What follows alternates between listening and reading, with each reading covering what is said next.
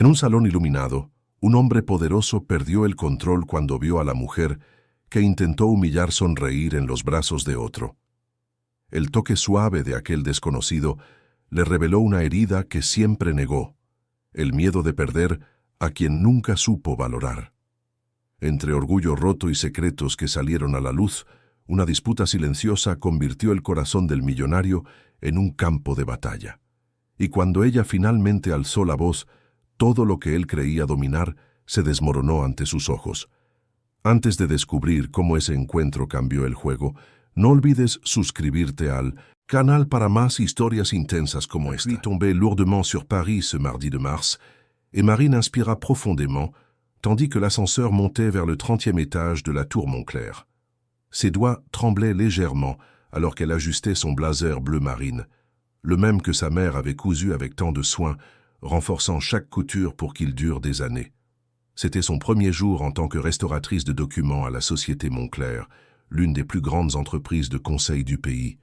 Ce n'était pas exactement le travail de ses rêves, celui-ci impliquerait un petit atelier, de la lumière naturelle, des livres anciens et du silence. Mais c'était un emploi.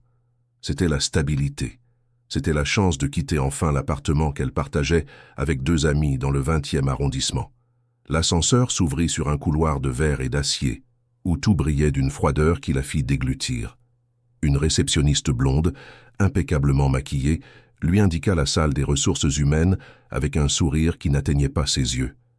Marine fut accueillie par une femme d'âge mûr qui feuilleta son CV avec une expression neutre, expliquant les politiques de l'entreprise d'un ton monocorde.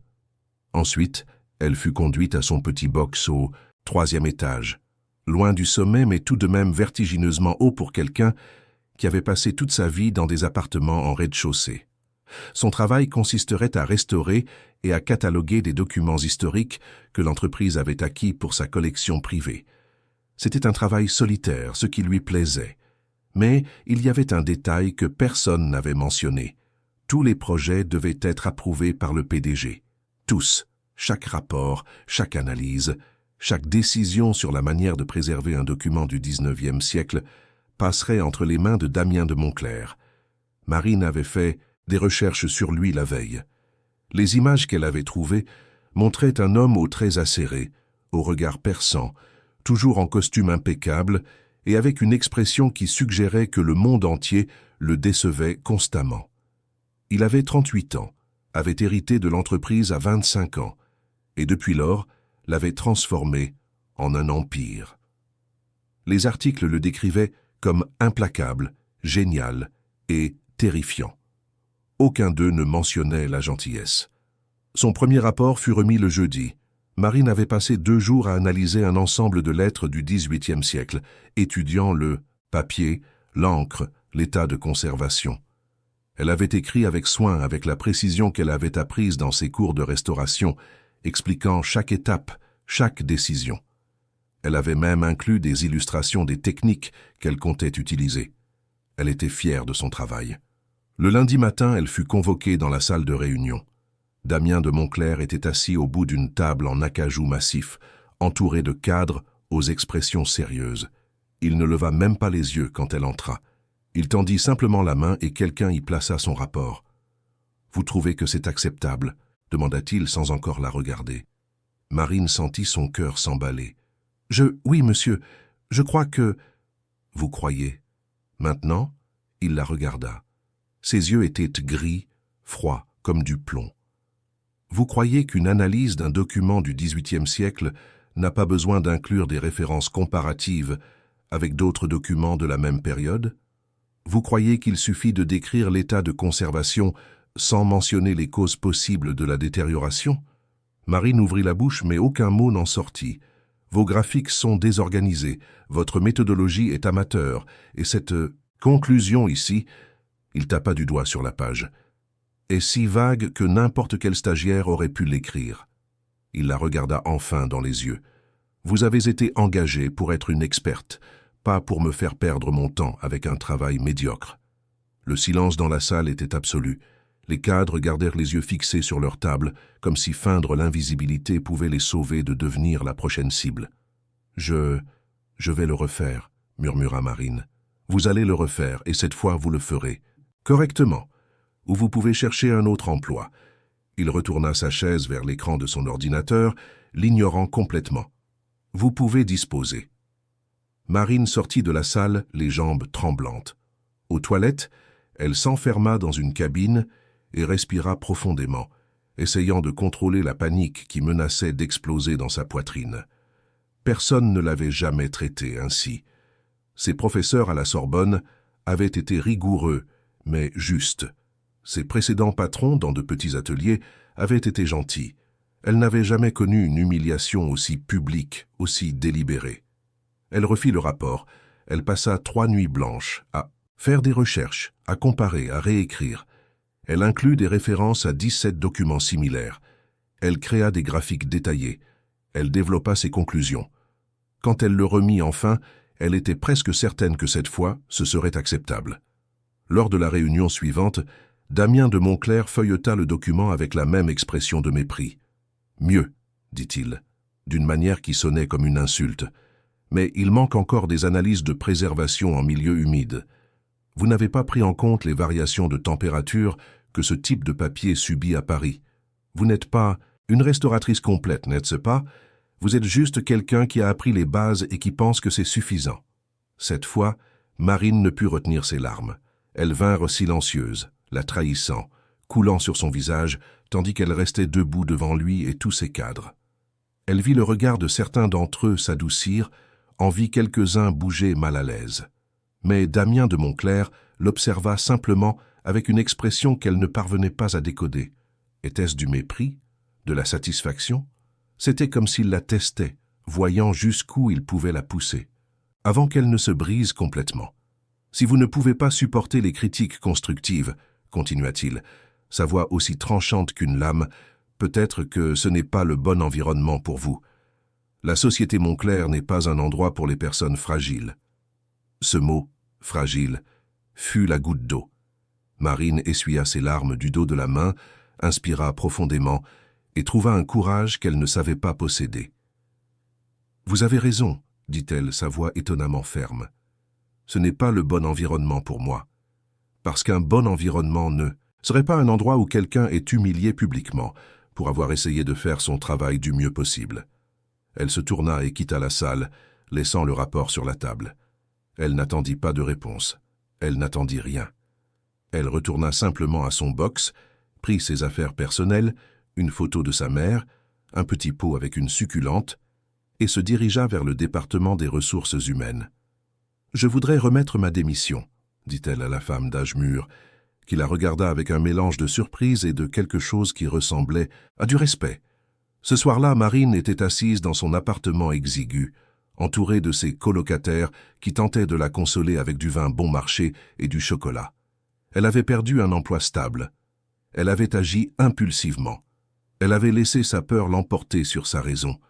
Mais elle avait aussi découvert qu'il y avait des limites à ce qu'elle était prête à supporter, et cela, d'une certaine manière, la faisait se sentir un peu moins fragile. Ce qu'elle ne savait pas, c'est qu'au même moment, au 30e étage de la tour Montclerc, Damien de Montclerc était assis dans son bureau de verre et d'acier, regardant le bureau vide qui avait été le sien. Et pour la première fois depuis de nombreuses années, quelque chose lui serrait la poitrine d'une manière qu'il ne pouvait expliquer. Damien de Montclerc ne dormit pas cette nuit-là. Il resta dans son bureau au 30e étage, entouré par le silence qu'il appréciait d'habitude, mais qui semblait maintenant étouffant. Son ordinateur affichait des rapports de bénéfices, des projections de marché, des analyses de concurrents, tout ce qui aurait dû compter. Mais ses yeux revenaient sans cesse sur le fichier qu'il avait ouvert, sans le vouloir, le CV de Marine Dubois. 27 ans. Diplômée en conservation et restauration de documents de la Sorbonne. Expérience dans de petits ateliers. Bénévolat dans des bibliothèques de quartier. Référence impeccable. Rien qui ne justifiât la réaction qu'il avait eue en la voyant quitter cette salle, les larmes séchant encore sur son visage. Il avait humilié de nombreuses personnes au cours de sa carrière. C'était sa méthode. Pression constante, critique implacable, démonstration claire de supériorité. Ça fonctionnait. Ses employés travaillaient dans la peur, dans l'urgence, avec le besoin de prouver leur valeur. et l'entreprise grandissait, les bénéfices augmentaient. Il restait aux commandes. Mais il y avait quelque chose de différent chez Marine. Peut-être était-ce la façon dont elle était entrée dans cette salle de réunion, nerveuse, mais pleine d'espoir. Peut-être était-ce ce rapport soigneusement préparé, chaque page reflétant des heures de travail dévouées. Ou peut-être était-ce le moment où elle l'avait finalement affronté, ce courage qui avait jailli de sa fragilité, la transformant en quelque chose qu'il ne pouvait ignorer. Il avait vu le mépris dans ses yeux quand elle avait dit que ce n'était pas le bon environnement, et il avait senti, pour la première fois depuis des années, comme s'il avait perdu quelque chose d'important. Damian se leva de sa chaise et se dirigea vers la fenêtre. La ville s'étendait en dessous de lui, des millions de vies se déroulant simultanément, et il était là, seul, pensant à une femme qu'il avait renvoyée parce que... Pourquoi? Parce qu'elle lui faisait peur, parce que ressentir quelque chose pour quelqu'un représentait une menace pour son contrôle. Il écarta cette pensée d'un geste de colère. C'était ridicule. Les jours suivants, Damian essaya de se concentrer sur le travail. Réunions avec des investisseurs, négociations avec des fournisseurs, décisions sur l'expansion internationale. Tout ce qui avait occupé son esprit pendant des années. Mais il y avait une distraction constante, la curiosité de savoir ce que Marine faisait maintenant. Si elle avait trouvé un autre emploi, si elle l'avait oublié aussi facilement qu'il aurait dû l'oublier. Ce fut son assistant, Raphaël, qui le mentionna nonchalamment lors d'une réunion. « Vous avez vu que la restauratrice qui est partie la semaine dernière a ouvert un profil sur un réseau social. Elle propose des services de restauration en indépendante. On dirait qu'elle a pas mal de succès, en fait. Plusieurs personnes ont déjà laissé des commentaires positifs sur son travail. » Damian sentit quelque chose de chaud monter dans sa poitrine. Elle s'était remise rapidement. Elle s'était réinventée. Et elle l'avait fait sans lui. Ce soir-là, il trouva son profil. Marine Dubois Restauration. Il y avait des photos de ses travaux, des livres anciens aux couvertures restaurées, des documents soigneusement préservés, des lettres qui semblaient avoir gagné une seconde vie entre ses mains. Les commentaires étaient remplis d'éloges. « Travail impeccable. Je recommande vivement. J'ai enfin trouvé quelqu'un qui comprend vraiment la restauration. » Damian passa des heures à regarder ces images, à étudier chaque détail de son travail. Et il réalisa quelque chose qu'il avait ignoré quand elle était dans son entreprise. Elle était vraiment brillante. Elle n'était pas amateur. Elle n'était pas médiocre. Elle était exceptionnelle. Et il avait essayé de la convaincre du contraire. Cette révélation le perturba. Il avait bâti sa réputation sur sa capacité à identifier le talent, à reconnaître le potentiel là où d'autres ne le voyaient pas. Comment avait-il pu échouer si misérablement avec Marine? « Parce que tu la testais, » lui murmura une voix dans son esprit. « Parce que tu as ressenti quelque chose pour elle, et que tu as essayé de le détruire avant que ça ne puisse te détruire. » Damian ferma l'ordinateur portable plus fort qu'il ne l'aurait voulu. C'était absurde. Il ne ressentait rien. Il n'était pas capable de ressentir. Mais 2 semaines plus tard, quand Raphaël mentionna qu'il avait vu Marine dans un café du Marais, Damian sentit son cœur s'accélérer d'une manière qu'il ne pouvait expliquer. Et quand il demanda nonchalamment de quel café il s'agissait, Raphaël répondit avec un sourire qui suggérait qu'il savait exactement ce qui se passait. Le vendredi soir, Damian se retrouva à conduire en direction du Marais, chose qu'il n'avait jamais faite auparavant. Il n'était pas du genre à fréquenter les cafés. Il était du genre à se faire apporter le café. Mais le voilà, garant sa voiture de luxe dans une rue bordée d'arbres, marchant vers un petit établissement appelé Page et Café, le cœur battant de manière irrégulière. À travers la vitrine, il la vit. Elle était assise à une table dans un coin, entourée de livres anciens et de piles de documents. Un homme était assis à côté d'elle, grand aux cheveux bruns, souriant en écoutant Marine parler d'un projet de restauration. Il lui touchait le bras avec familiarité, avec affection. Damian eut l'impression que quelqu'un lui avait planté un couteau dans la poitrine. Marine riait, un son qu'il ne lui avait jamais entendu émettre quand elle était dans son entreprise. Ce rire était léger, authentique, rempli de joie. L'homme à côté d'elle la regardait comme si elle était la chose la plus précieuse au monde. Et quand il se pencha pour lui murmurer quelque chose à l'oreille, Marine se blottit contre lui, à l'aise, en sécurité. Damian se retourna et quitta le café sans y entrer. Il retourna à sa voiture les poings serrés, ressentant une colère qu'il ne pouvait rationaliser. Cet homme ne la connaissait pas. Il ne savait pas comment elle prenait son café, avec un peu de miel, sans sucre. Il ne savait pas qu'elle avait peur de l'orage. Il ne savait pas qu'elle parlait des livres anciens comme s'ils étaient des personnes vivantes, avec des histoires et des personnalités propres. Mais lui non plus ne savait pas ces choses. Il avait passé des semaines à l'humilier, et maintenant cet inconnu recevait le prix que Damian avait gaspillé. Quand il rentra chez lui, un appartement penthouse qui ressemblait plus à un musée de design moderne qu'à un foyer, Damian se servit un whisky et resta sur le balcon, observant la ville. La nuit était claire, les lumières scintillant comme des lucioles piégées dans le béton. Il pensa à Marine, à son rire, à la façon dont elle s'était reconstruite si rapidement. Elle avait quitté son entreprise et s'était épanouie.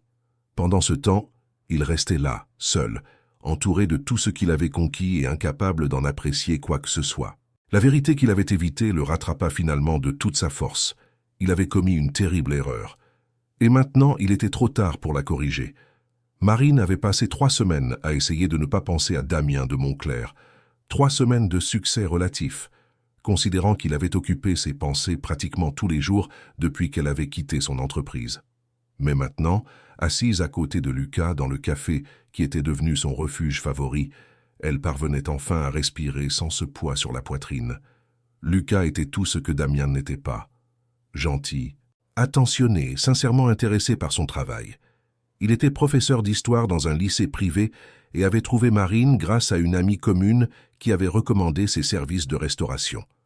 Depuis, il était devenu un client régulier, apportant toujours des livres anciens qui nécessitaient des soins, trouvant toujours des excuses pour discuter un peu plus avec elle.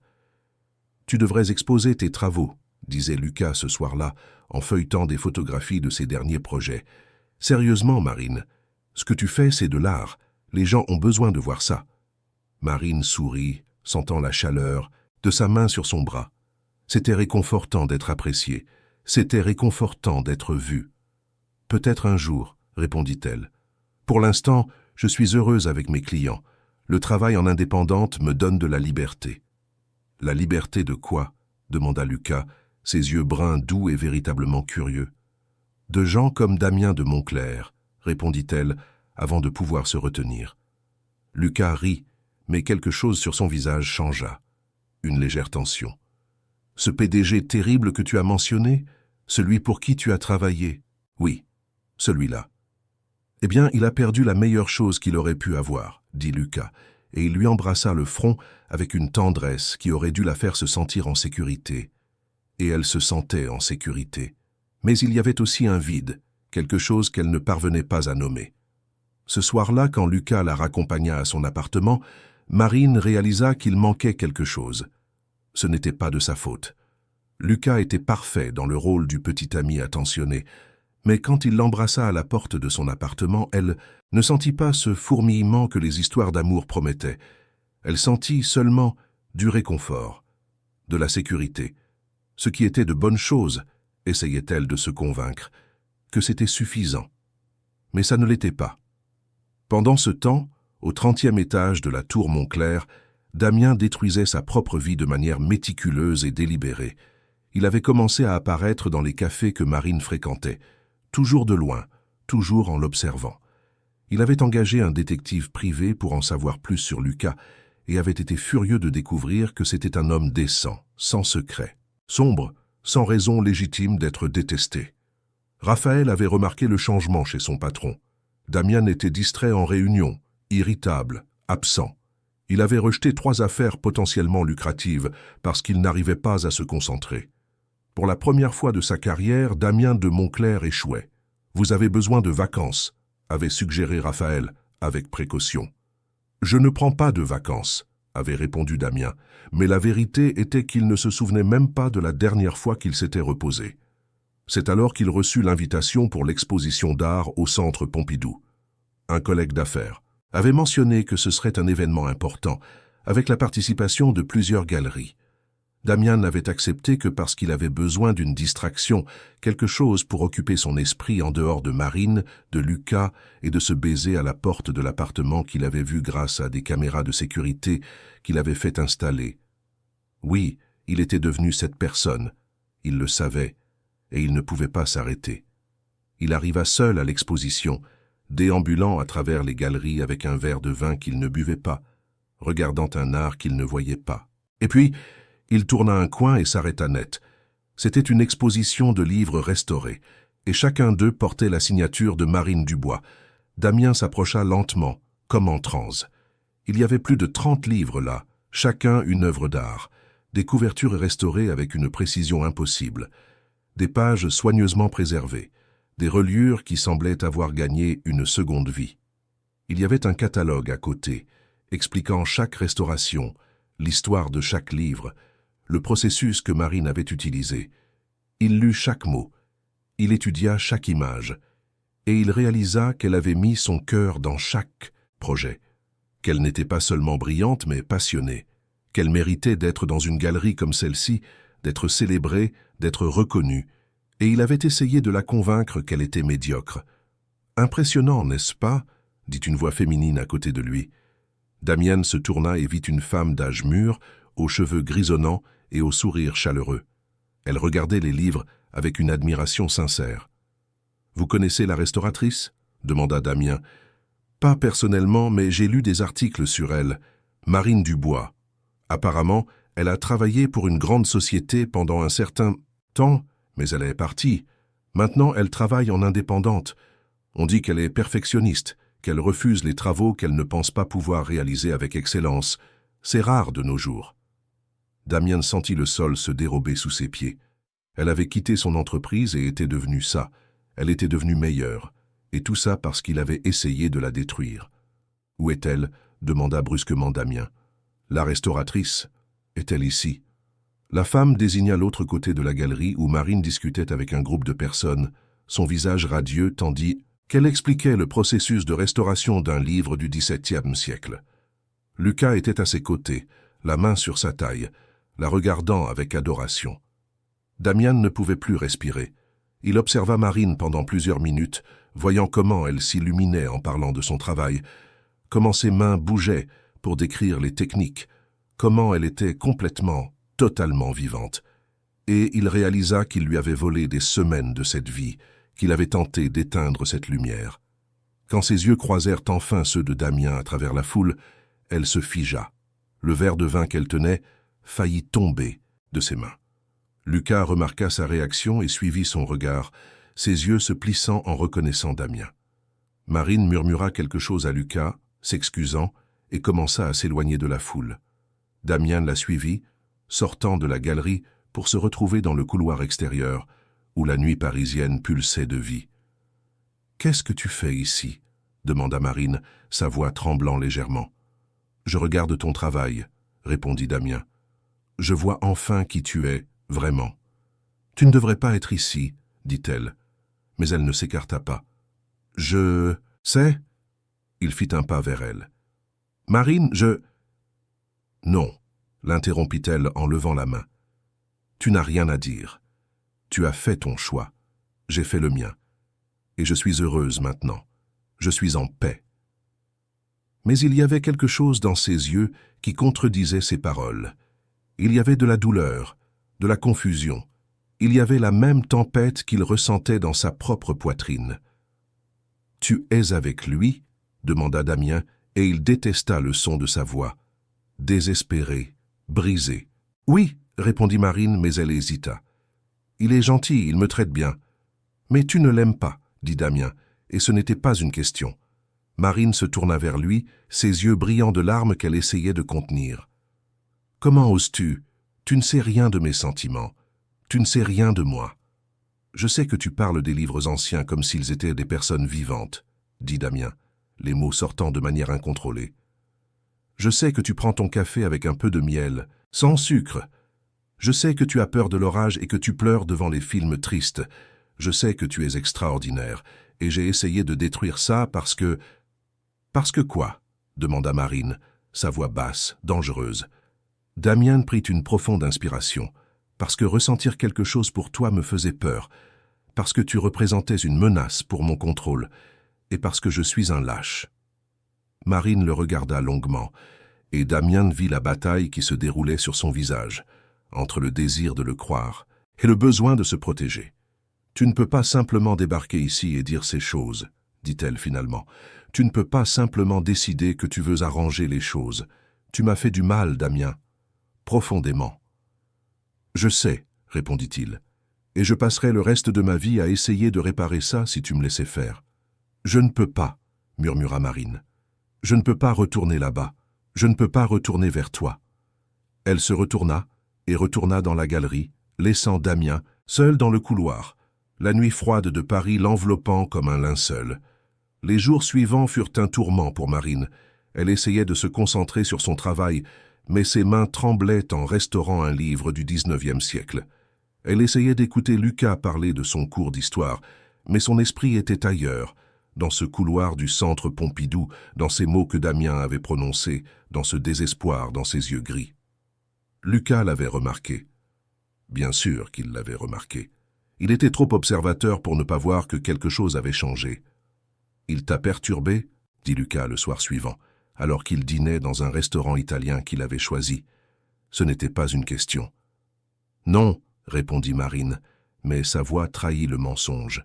« Marine. » Lucas posa sa fourchette dans l'assiette. « Je ne suis pas aveugle, et je ne suis pas jaloux, mais j'ai besoin de savoir ce qui se passe, parce que tu n'es pas ici avec moi. Tu es ailleurs. » Marine le regarda, ses yeux gentils, son visage inquiet, la façon dont il se souciait vraiment d'elle, et elle ressentit une culpabilité si profonde qu'elle faillit l'étouffer. « Je suis désolée, » dit-elle. « Tu mérites quelqu'un qui soit complètement présent. Et moi, je n'arrive pas à être cette personne en ce moment. »« À cause de lui ?» demanda Lucas, et il y avait de la douleur dans sa voix. « À cause de Montclair ?» Marine ne répondit pas. Elle n'en avait pas besoin. Lucas inspira profondément, et elle vit le moment où il prit une décision. « Tu sais, quand on s'est rencontrés, je savais qu'il y avait quelque chose de brisé en toi. Quelque chose que tu essayais de réparer. Je pensais que je pouvais aider. Mais maintenant, je réalise que tu n'as pas besoin d'aide. Tu as besoin d'une résolution, et je ne peux pas te la donner. »« Lucas, laisse-moi finir, » l'interrompit-il gentiment. « Tu es une personne extraordinaire, Marine, mais tu es amoureuse d'un autre homme, et même si tu ne te l'avoues pas, je le vois, et je ne peux pas rester ici, à être la deuxième place. » Marine sentit les larmes couler sur son visage. « Je ne suis pas amoureuse de lui. Il m'a fait du mal. »« Ça oui, » acquiesça Lucas, « mais il t'a aussi réveillé, et c'est plus que ce que j'ai réussi à faire. » Il paya l'addition et la raccompagna à son appartement. Arrivé à la porte, il l'embrassa sur le front. Un baiser d'adieu, réalisa-t-elle. Un baiser qui disait au revoir. « Si ça ne marche pas avec lui, » dit Lucas, « je serai là. Mais j'espère que ça marchera. Parce que tu mérites d'être aimé comme il veut t'aimer, même si c'est un idiot. » Après son départ, Marine resta seule dans son appartement entourée par le silence qu'elle appréciait d'habitude, mais qui semblait maintenant vide. Elle avait perdu Lucas. Et pourquoi? Pour un homme qui avait essayé de la détruire? Pour un homme qui avait disparu de sa vie aussi vite qu'il y était entré? Mais il était apparu à la galerie. Il avait vu son travail. Il avait dit qu'il la connaissait. Marine prit son téléphone et ouvrit les réseaux sociaux. Il y avait un message d'un compte privé. Damien de Montclair. Son cœur s'emballa. Elle ouvrit la conversation. « Je sais que tu ne veux pas m'écouter, mais j'ai besoin que tu saches quelque chose. Tu n'es pas médiocre. Tu ne l'as jamais été. J'avais peur, et je t'ai utilisé pour me protéger. C'était lâche et cruel. Tu méritais mieux. Tu méritais de la gentillesse. Tu méritais d'être traité comme la personne extraordinaire que tu es. Si tu me donnes une chance, une seule, je passerai le reste de ma vie à essayer d'être digne de toi. Non pas parce que je veux te contrôler, mais parce que, pour la première fois de ma vie, je ressens quelque chose que je ne peux pas contrôler. Et ce quelque chose, c'est toi. » Marine lut le message plusieurs fois. Il y avait dans chaque mot quelque chose qui la touchait. La vulnérabilité, l'aveu de culpabilité, la promesse de changement. Mais il y avait aussi la peur d'être trompée à nouveau, la peur que ce ne soit qu'une autre forme de contrôle. Elle ne répondit pas, mais elle ne supprima pas non plus le message. Les jours suivants, Damien ne la recontacta pas, mais sa présence devint inéluctable. Des fleurs furent livrées à son atelier. Pas des roses rouges clichés, mais des fleurs sauvages qu'elle avait mentionnées une fois être ses préférées. Un livre fut laissé à la porte de son appartement, un volume rare du XVIIIe siècle qu'elle avait mentionné vouloir restaurer, avec une note qui disait simplement « Pour toi », sans attente. Marine essayait de ne pas se laisser affecter, essayait de se concentrer sur son travail. Mais il était impossible de ne pas remarquer que Damien changeait, ou du moins qu'il essayait de changer. Puis, une semaine plus tard, elle reçut une invitation. C'était pour une conférence sur la conservation des documents qui se tenait dans un hôtel de luxe du centre de Paris. L'orateur principal était un expert international de renom, et il y avait une note manuscrite sur l'invitation « J'ai pensé que tu aimerais être là, sans pression, sans attente, juste une occasion pour toi d'apprendre des meilleurs. » D. Marine hésita, mais la curiosité l'emporta sur la peur. Elle confirma sa présence. La conférence avait lieu un mardi soir. Marine portait une simple robe noire, les cheveux lâchés, et arriva tôt pour éviter de croiser Damien. Elle s'assit au 3e rang, entourée d'autres restaurateurs et conservateurs, tous aussi passionnés par leur travail qu'elle. La conférence fut extraordinaire. L'expert parla de nouvelles techniques de préservation, de la façon dont la technologie changeait le domaine, de l'importance de maintenir l'histoire vivante à travers des documents soigneusement restaurés. Marine prit des notes furieusement, le cœur battant à la possibilité d'en apprendre plus, de grandir dans son métier. Quand la conférence se termina, il y eut un cocktail de réception. Marine discutait avec une femme qui travaillait dans un musée à Lyon quand elle sentit une présence à côté d'elle. « Tu es venu », dit Damien, et sa voix était différente, plus douce, moins arrogante. Marine se tourna vers lui. Il portait un costume gris assorti à ses yeux, et il y avait quelque chose dans son expression qui la désarma. Il semblait sincèrement heureux de la voir, sans aucun des masques qu'il portait d'habitude. « C'est toi qui as organisé ça ?» demanda Marine. « Oui, » admit Damien. « Je savais que tu aimerais apprendre de lui, et je voulais faire quelque chose pour toi qui ne soit pas à propos de moi, quelque chose qui soit juste à propos de ta croissance, de ta passion. » La femme du musée s'excusa et s'éloigna, les laissant seuls dans un coin du cocktail. « Pourquoi fais-tu ça ?»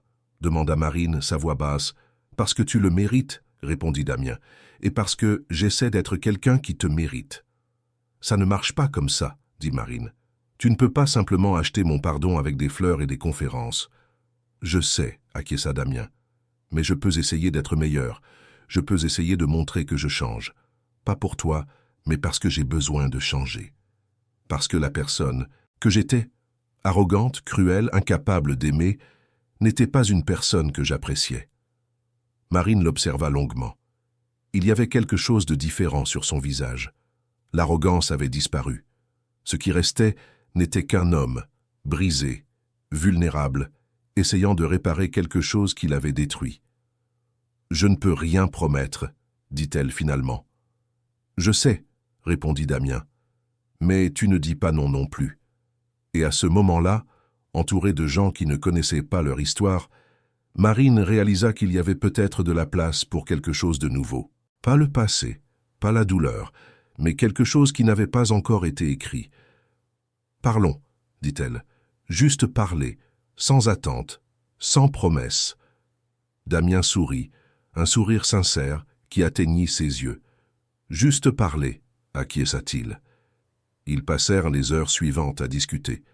Damien parla de son enfance, de la façon dont il avait été élevé pour gagner à tout prix, de la façon dont il avait appris à voir les gens comme des obstacles plutôt que comme des êtres humains. Marine parla de ses rêves, de pourquoi elle aimait restaurer de vieux livres, de comment elle avait appris à s'aimer à nouveau après avoir quitté son entreprise. Et quand la soirée se termina et que Damien la raccompagna à sa voiture, il n'essaya pas de l'embrasser. Il lui tint simplement la main, avec précaution, comme si elle était en verre, et dit « Merci de m'avoir donné cette chance. » Marine rentra chez elle le cœur battant, sachant qu'elle avait franchi une ligne qu'elle ne pouvait pas défranchir. Et elle n'était pas sûre si c'était une bénédiction ou une malédiction. Les semaines qui suivirent furent un exercice délicat de reconstruction. Marine et Damien se voyaient régulièrement, toujours dans des lieux publics, toujours avec des conversations qui s'approfondissaient progressivement. Il l'emmenait dans des cafés qu'elle aimait, dans des musées, dans de vieilles librairies du quartier latin. Et à chaque rencontre, il se montrait différent de l'homme qui l'avait humilié dans ce bureau. Mais il y avait des moments où Marine voyait l'ancien Damien ressurgir, quand un serveur faisait une erreur, quand quelqu'un le défiait dans une négociation à laquelle elle assistait par hasard. Dans ces moments, elle voyait cette lueur froide dans ses yeux, ce besoin de dominer, de contrôler. Et elle se demandait si ce changement était réel ou juste une performance élaborée. « Tu as encore peur de moi ?» dit Damien un soir, alors qu'il se promenait dans le jardin du Luxembourg. Ce n'était pas une question. « Oui », admit Marine. Elle avait appris que l'honnêteté était plus importante que la protection dans ses conversations. « Parce que je vois encore qui tu étais, et j'ai peur qu'il ne revienne. » Damien s'arrêta de marcher. Ils étaient près du bassin où les lumières de la ville se reflétaient sur l'eau sombre. « Il reviendra », dit Damien, et Marine sentit son cœur s'emballer. « Parce qu'il fait partie de qui je suis. Je ne peux pas simplement effacer 20 ans de comportement en quelques semaines. Mais ce qui a changé, c'est que maintenant je le reconnais. Et maintenant, j'ai quelqu'un qui compte assez pour que j'essaie d'être meilleur. » « Ce n'est pas suffisant, » dit Marine, mais sa voix trahit le mensonge. « Je sais, » répondit Damien, « mais c'est un début. » Ce soir-là, quand il l'embrassa pour la première fois depuis leur retrouvaille, ce fut différent de tous les baisers qu'elle avait connus. Ce n'était pas passionné ou désespéré. C'était prudent, révérencieux, comme s'il demandait la permission à chaque mouvement. Et quand elle répondit, l'embrassant en retour, elle sentit quelque chose bouger dans sa poitrine. Pas une résolution, mais une acceptation. Une acceptation que peut-être, juste peut-être, il y avait la possibilité de quelque chose de nouveau. Mais la vie, comme toujours, avait d'autres plans. Tout commença quand Raphaël, l'assistant de Damien, se présenta à l'atelier de Marine un mardi après-midi, l'air grave. Marine travaillait sur un livre de recettes du XIXe siècle quand il entra, apportant avec lui une énergie qui la figea. « Tu dois venir avec moi, » dit Raphaël, « maintenant. »« Qu'est-ce qui s'est passé ?» demanda Marine, le cœur battant. « C'est Damien, il a des ennuis, de gros ennuis. » Marine le suivit jusqu'à la voiture de Raphaël, et pendant le trajet, il expliqua. La société Montclair faisait l'objet d'une enquête pour fraude financière. Apparemment, l'un des vice-présidents détournait des fonds depuis des années, et la faute était retombée sur Damien. Il y avait des preuves, des documents falsifiés, des virements bancaires, tout pointant vers le PDG. « Mais il n'a rien fait, » insista Raphaël. « Je travaille avec lui depuis 10 ans. Damien est beaucoup de choses, arrogant, contrôlant, parfois cruel, mais ce n'est pas un criminel. Il a bâti cette entreprise avec intégrité. » Marine sentit la panique monter dans sa poitrine. « Où est-il » ? « Au commissariat. Ils l'ont emmené pour interrogatoire ce matin. Son avocat est avec lui, mais... » Arrivé au commissariat, Marine vit Damien être conduit hors d'une salle d'interrogatoire. Il portait le même costume que lorsqu'il l'avait embrassé au parc, mais il semblait maintenant usé, épuisé. Canté, ses yeux croisèrent les siens. Quelque chose changea dans son expression. Soulagement, peur, espoir.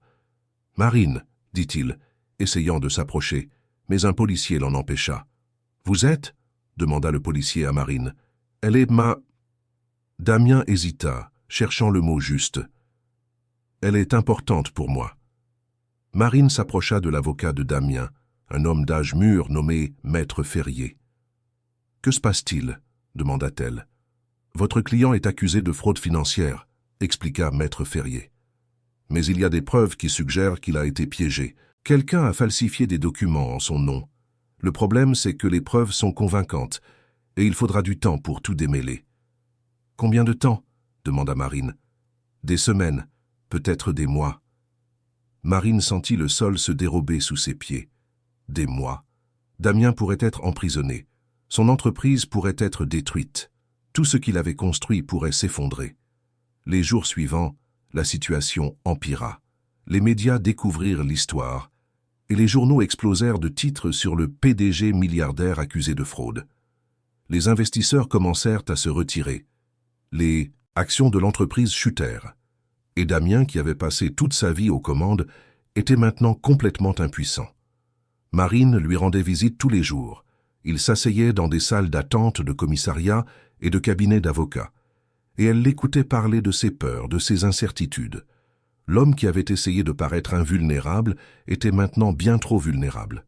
« Je méritais ça », dit Damien un soir, alors qu'ils étaient dans un café près du bureau de son avocat. « Tout ce que j'ai fait, la façon dont j'ai traité les gens, la façon dont j'ai essayé de te contrôler, je méritais d'être détruit. » « Non, » dit Marine en lui prenant la main. « Tu ne méritais pas ça. Personne ne le mérite. Et ce n'est pas toi qui as fait ça. »« Mais quelqu'un l'a fait, » répondit Damien amèrement. « Et maintenant, j'en paie le prix. » C'est alors que Marine eut une idée. C'était risqué, et ça ne marcherait probablement pas, mais elle devait essayer. « Qui est le vice-président accusé du détournement ?» demanda-t-elle. « Henri Leclerc, » répondit Damien. « Il travaille avec moi depuis 8 ans, je lui faisais confiance. » Marine passa la nuit à faire des recherches sur Henri Leclerc. Elle découvrit qu'il avait des dettes de jeu, qu'il avait fréquenté des cercles de jeux illégaux, qu'il était désespérément à la recherche d'argent. Elle découvrit aussi qu'il avait un frère qui travaillait dans un service d'archives publiques. Et elle découvrit un schéma. Des documents falsifiés apparaissaient toujours quelques jours après qu'Henri ait rendu visite à son frère. Elle apporta ses découvertes à Maître Ferrier qui les transmit à la police. Il fallut encore une semaine, mais finalement, la vérité éclata. Henri avait avoué, admettant qu'il avait falsifié des documents pour piéger Damien parce qu'il était en colère. Damien avait refusé de lui accorder une augmentation et il l'avait interprété comme un manque de respect personnel. Quand Damien fut finalement libéré, quand les accusations furent levées, il chercha immédiatement Marine. Il la trouva dans son atelier, travaillant sur un livre, comme si de rien n'était. « C'est toi qui as fait ça, » dit-il en entrant et en fermant la porte derrière lui. « Tu as découvert la vérité. »« Raphaël m'a aidé, » répondit Marine, mais elle savait que ce n'était pas ce qu'il voulait dire. Damien s'approcha d'elle et la prit dans ses bras, la serrant comme si elle était la seule chose réelle au monde. « Tu aurais pu disparaître, » murmura-t-il dans ses cheveux. « Quand les choses sont devenues difficiles, tu aurais pu disparaître. Mais tu ne l'as pas fait. » « Non, » acquiesça Marine. « Je ne l'ai pas fait. » Et à ce moment-là, entourée des livres qu'elle aimait et dans les bras de l'homme qu'elle avait appris à aimer, Marine réalisa qu'elle avait pardonné à Damien. Non pas parce qu'il avait demandé pardon, bien qu'il l'ait fait, mais parce qu'elle avait vu qui il était vraiment sous toute cette arrogance. Et qui il était, c'était quelqu'un qui méritait une seconde chance. Mais la vie avait encore d'autres rebondissements en réserve. 3 jours plus tard, alors que Damien était dans son bureau essayant de regagner la confiance de ses investisseurs, il reçut un appel qui le laissa blême. Marine était dans son appartement quand il arriva, son visage un masque de confusion et de choc. « Qu'est-ce qui s'est passé ?» demanda-t-elle immédiatement. « Ma mère, » dit Damien, s'asseyant dans le fauteuil, comme si ses jambes ne pouvaient plus le soutenir. « Elle est sortie du coma. » Marine se figea. « Coma ? Damien, de quoi parles-tu » Et alors, Damien raconta une histoire qu'il avait gardée pendant des années. Sa mère avait eu un accident de voiture quand il avait 23 ans. Elle était restée dans le coma pendant près de 15 ans. Damien lui avait rendu visite régulièrement, lui parlant, lui lisant, même si elle ne répondait jamais. Il avait bâti son empire pendant qu'elle dormait, comme si le succès pouvait la réveiller, comme si l'argent pouvait la ramener. « Elle est réveillée », répéta Damien comme s'il n'arrivait toujours pas à y croire. Les médecins disent qu'elle pourrait récupérer totalement, ou partiellement, ils ne savent pas encore. Marine le serra dans ses bras, et Damien s'effondra contre elle, des années d'espoir et de peur trouvant enfin leur libération. « Tu dois aller la voir, » dit Marine. « Je sais, » répondit Damien, « mais j'ai peur. Et si elle ne me reconnaît pas? Et si tout ce que j'ai fait, toutes ces années de travail, ne signifie rien parce qu'elle n'est pas là? Pour le voir? Alors tu le fais pour toi, dit Marine, pas pour elle, pour toi. » Et ce soir-là, Damien de Montclair, le PDG implacable, l'homme qui avait essayé de détruire Marine pour se protéger, permit enfin à quelqu'un de le voir complètement brisé. Et Marine resta à ses côtés, lui tenant la main, lui montrant qu'il y avait une vie au-delà du contrôle, au-delà de l'arrogance, au-delà de la solitude qui avait défini son existence pendant si longtemps. L'hôpital était silencieux ce matin d'avril. Marine accompagnait Damien dans les couloirs blancs et stériles, observant sa démarche, non pas avec son assurance habituelle, mais avec des pas hésitants, comme s'il se dirigeait vers son jugement dernier. Ses mains tremblaient légèrement, et Marine les prit, lui offrant une encre au milieu de la tempête d'émotions qu'il vivait. « Elle ne sera peut-être plus la même », dit Damien pour la 3e fois, alors qu'ils attendaient l'ascenseur. « 15 ans, c'est long. Les gens changent. »« Les gens dans le coma ne changent pas, » répondit Marine gentiment. « Mais toi, tu as changé, et c'est peut-être ça qui compte. » La chambre était au 4e étage, dans l'aile de réadaptation neurologique. En entrant, Marine vit une femme allongée dans le lit, cheveux grisonnants, visage pâle, mais avec des traits qui rappelaient clairement ceux de Damien. Des tubes étaient connectés à elle, des machines surveillaient ses signes vitaux, mais ses yeux étaient ouverts, conscients. Quand Damien entra, les yeux de sa mère se tournèrent vers lui, et puis, lentement, un faible sourire apparut sur son visage. « Damien », murmura-t-elle, sa voix rauque par manque d'usage. Damien se figea, puis il s'approcha du lit et s'agenouilla à côté d'elle, lui prenant la main avec précaution. « Maman », dit-il, et Marine entendit toute une vie d'amour et de regret dans ce simple mot. « Tu as grandi », dit Christine de Montclair, ses yeux étudiant le visage de son fils. « Tu es devenu si dur. » Damien rit, un son qui était moitié rire, moitié sanglot. « Il fallait que je sois fort. »« Non », répondit Christine, en lui serrant la main avec la force limitée qu'elle possédait. « Tu n'avais pas à l'être. Tu devais être heureux. » Marine observait de loin, leur laissant de l'intimité, mais incapable de s'éloigner complètement. Il y avait quelque chose de profondément touchant à voir Damien, l'homme qui avait tenté de tout contrôler, complètement désarmé devant sa mère. Les médecins expliquèrent que Christine s'était réveillée progressivement sur une semaine. Il y avait des périodes de confusion, mais sa mémoire était intacte. Elle reconnaissait Damien, son propre nom, le monde qu'elle avait quitté 15 ans plus tôt. Il y avait aussi des déficits physiques. Elle aurait besoin d'une kinésithérapie intensive pour retrouver sa mobilité. Mais les pronostics étaient encourageants.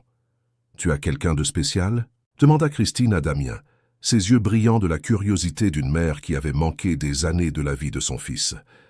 Damien regarda Marine, qui se tenait près de la fenêtre, feignant de ne pas écouter.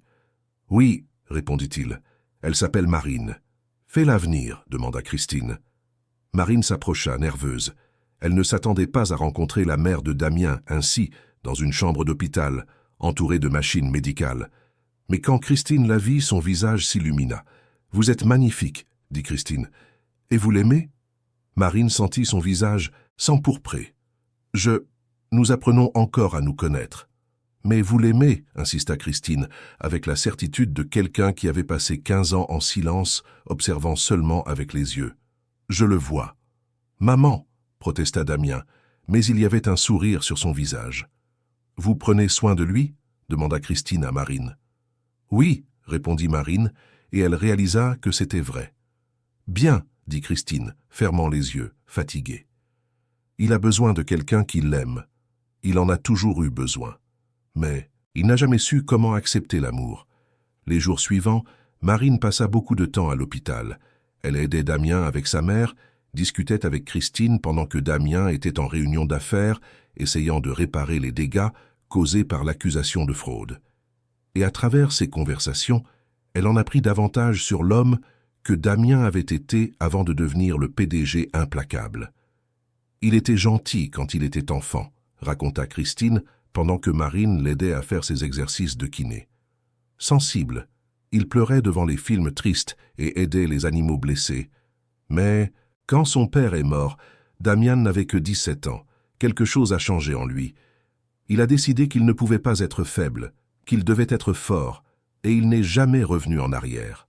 « Il est en train de changer, » dit Marine. « Lentement, mais il change. »« Grâce à vous, » répondit Christine, observant Marine avec des yeux très similaires à ceux de Damien. « Vous le ramenez à lui-même. » Mais la guérison de Christine ne fut pas linéaire. Une semaine après son réveil, elle fit un léger AVC. Rien de grave, mais assez pour effrayer tout le monde. Damien vécut pratiquement à l'hôpital cette semaine-là, dormant sur une chaise à côté du lit de sa mère, lui tenant la main pendant qu'elle dormait. Marine le voyait se désintégrer lentement. L'homme qui avait bâti un empire était en train d'être détruit par la possibilité de perdre la seule personne qui le connaissait vraiment. Et elle réalisa que Damien avait passé toute sa vie à essayer de tout contrôler, parce qu'il avait peur de perdre les gens qu'il aimait. « Tu dois te reposer », dit Marine un soir, en le trouvant endormi inconfortablement sur la chaise. « Je ne peux pas », répondit Damien en se réveillant. « Et si quelque chose arrivait et que je n'étais pas là ?»« Elle ira bien, » dit Marine, mais elle savait que cela ne concernait pas sa mère. Cela concernait toutes les années que Damien avait perdues, la culpabilité qu'il portait d'avoir bâti son empire pendant que sa mère dormait. « Comment le sais-tu » demanda Damien désespéré. « Je ne le sais pas, » admit Marine. « Mais je sais que tu ne peux pas vivre ta vie dans la peur. Tu l'as déjà fait trop longtemps. » Damien la prit dans ses bras et Marine sentit tout le poids de la culpabilité, de la peur, du regret qu'il portait. Et elle le serra en retour, offrant le seul réconfort qu'elle pouvait. Sa présence, son acceptation, son amour. Parce que c'était de l'amour. Marine pouvait enfin se l'avouer. Elle aimait Damien de Montclair, non pas malgré tout ce qu'il avait fait, mais en incluant tout cela. Elle l'aimait parce qu'elle avait vu qui il était sous tous les masques, et qui il était, c'était quelqu'un qui méritait d'être aimé. Quand Christine sortit enfin de l'hôpital 2 mois plus tard, elle était faible mais déterminée. Damien avait engagé une équipe de kinésithérapeutes pour travailler avec elle à la maison, et Marine leur rendait souvent visite, aidant à la rééducation, discutant avec Christine pendant qu'elle faisait ses exercices. « Tu devrais l'épouser », dit Christine un après-midi, alors que Marine l'aidait à marcher dans le couloir de son appartement. « Nous nous connaissons à peine », protesta Marine. « Vous vous connaissez assez », répondit Christine. « Je vois comment il te regarde, comme si tu étais la chose la plus précieuse au monde. Mon fils n'a jamais regardé personne comme ça avant. Il apprend encore à aimer, » dit Marine. « Nous deux, nous apprenons. »« Alors apprenez ensemble, » suggéra Christine. « La vie est trop courte pour perdre du temps avec des incertitudes. » Ce soir-là, quand Damien la ramena chez elle, il était silencieux, pensif. Marine attendit, sachant qu'il y avait quelque chose qu'il voulait dire. « Ma mère pense que tu devrais m'épouser, » dit-il finalement, en arrivant à l'appartement de Marine. Marine rit. « Ta mère vient de sortir d'un coma. Elle est encore en train de s'adapter au monde. Il n'y a pas qu'elle, » répondit Damien. « Je le pense aussi. » Marine se figea. « Damien, pas maintenant, » l'interrompit-il rapidement. « Je ne te le demande pas maintenant, mais je veux que tu saches que c'est ce que je veux. C'est là où je vais, avec toi. »« Et si je ne veux pas la même chose ?» demanda Marine, le testant. « Alors j'attendrai, » répondit Damien, « aussi longtemps qu'il le faudra, parce que j'ai perdu trop de temps avec la peur. Et maintenant que je t'ai enfin trouvé, je ne vais pas en gaspiller une seconde de plus. » Marine l'embrassa alors, non pas parce qu'il avait dit les bons mots, mais parce qu'il avait enfin appris à être honnête. Et quand leurs lèvres se rencontrèrent, Marine sentit quelque chose bouger dans sa poitrine. Ce n'était pas seulement de l'amour, c'était le pardon, c'était l'acceptation. C'était la possibilité d'un avenir qu'elle n'aurait jamais imaginé pouvoir avoir. Mais la vie, comme toujours, avait d'autres surprises en réserve. Une semaine plus tard, Marine reçut un appel d'un numéro inconnu. C'était un avocat représentant la mère de Damien. Christine était décédée pendant la nuit. Un second AVC, plus sévère cette fois, que son corps affaibli n'avait pas pu supporter. Marine fut la première personne que Damien appela. Et quand elle arriva à son appartement, elle le trouva complètement anéanti, pas en larmes, mais dans un silence qui était bien pire. Un silence qui disait qu'il avait enfin retrouvé sa mère, seulement pour la perdre à nouveau. « Je l'ai ramenée », murmura Damien quand Marine le serra dans ses bras. « Elle s'est réveillée, et maintenant elle est partie. »« Tu l'as eu de retour, » répondit Marine. « Même si ce fut bref, tu as eu ces conversations, tu as eu ces moments. »« Ce n'est pas suffisant, » dit Damien amèrement. « Ce ne sera jamais suffisant. » Et Marine réalisa qu'il y avait encore plus de facettes chez Damien de Montclair qu'elle ne l'avait imaginé. Il y avait encore plus de douleur, encore plus de culpabilité, encore plus de raisons pour lesquelles il avait construit ces murs autour de lui. Et elle réalisa aussi que l'amour ne consistait pas à réparer quelqu'un. Il s'agissait d'être présents pendant qu'ils apprenaient à se réparer eux-mêmes.